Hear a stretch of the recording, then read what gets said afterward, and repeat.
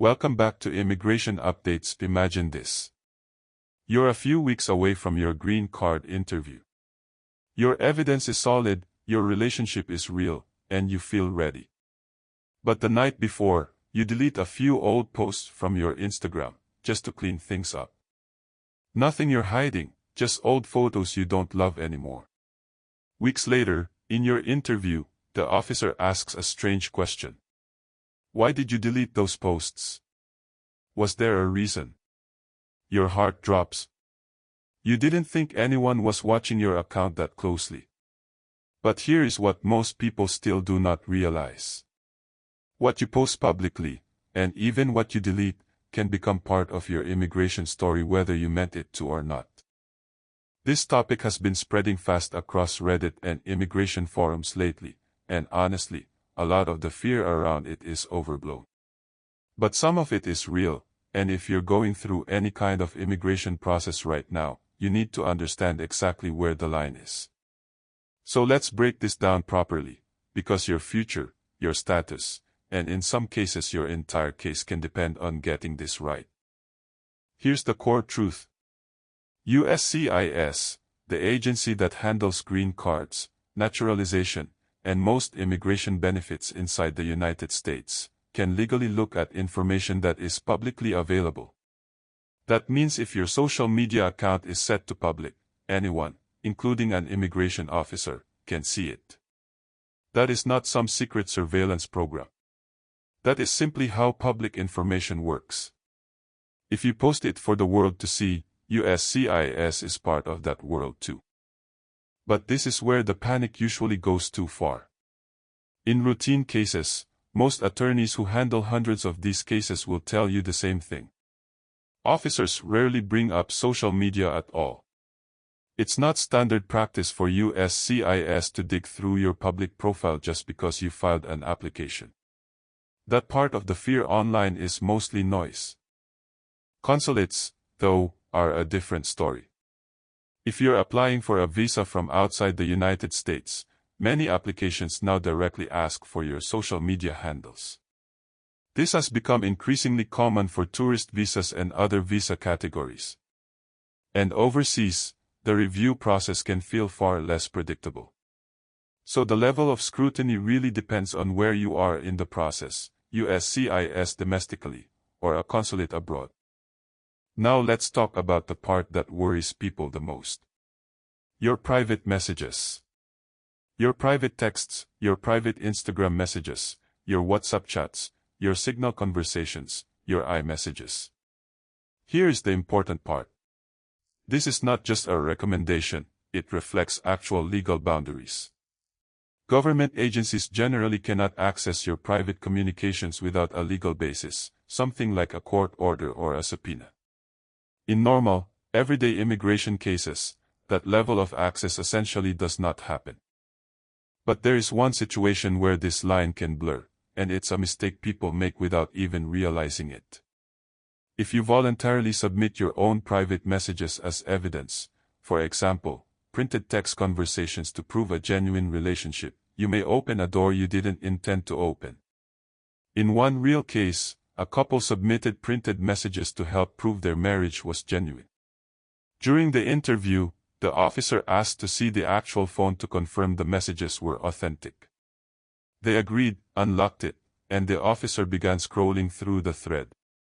Deep into the conversation, roughly 50 pages in, the officer found something that seriously damaged their case. This is where many people make a mistake. They don't realize that submitting private messages as evidence can invite a much closer look than they expected. So what does this actually mean for your public social media? Let's go through real scenarios that can affect your case, because this is where the risk is genuine. If you claim you never left the country during a certain period, but your public account shows travel photos from exactly that window, that is a direct contradiction an officer can use against you. If you and your spouse claim you live together and share a genuine marriage, but your public profiles both list you as single, that inconsistency can raise serious red flags. If your public photos show you with a different partner while you're claiming a good faith marriage, that can absolutely come up in your interview.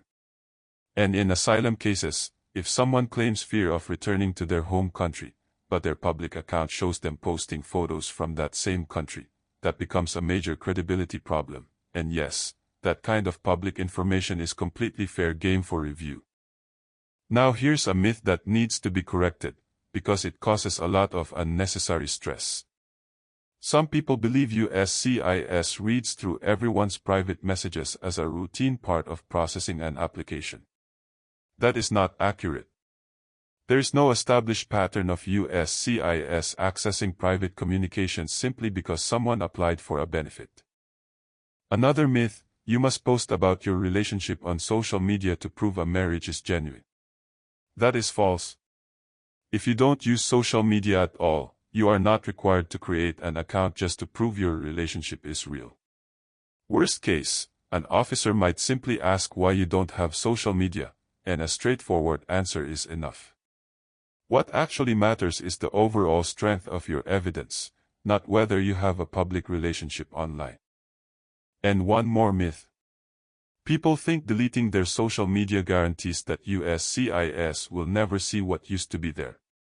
That's not necessarily true either. Public content can already be viewed, saved, or cached elsewhere before you ever delete it. Removing something after the fact doesn't automatically erase it from consideration, and in some cases, it can actually raise more questions rather than fewer. Most travelers and applicants do not realize this until it becomes a problem, and by then, it's too late to undo. So what should you actually do with all of this information? First, understand the boundary clearly. Public means public. If your account isn't private, assume that anything on it could be part of the conversation. Second, don't panic delete things right before a major immigration step. If there's nothing incriminating, deleting isn't necessary, and doing it at a suspicious time can draw more attention, not less. Third, be extremely thoughtful before submitting private messages as evidence.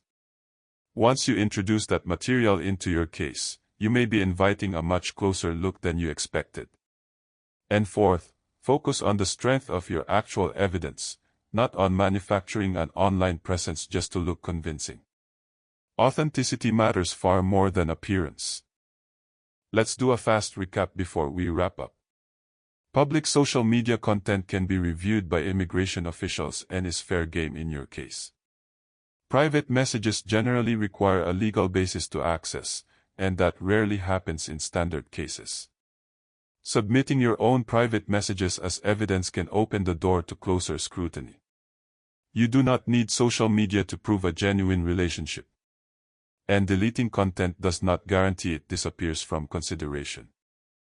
Immigration policy and enforcement approaches can shift, and individual cases can vary significantly depending on your circumstances. So before making any major decisions about your online presence or your application strategy, it's worth speaking with a qualified immigration attorney who can look at your specific situation. This video is meant to inform you, not to replace personalized legal advice. If this video helped clear up some of the confusion around this topic, share it with anyone you know who's currently going through the immigration process. There's a good chance someone in your life is worried about exactly this and doesn't have clear answers. And if you want to stay informed with accurate, level-headed updates on immigration policy, visas, and travel rules, make sure you subscribe, because misinformation spreads fast online, and having the real picture can make all the difference for your future.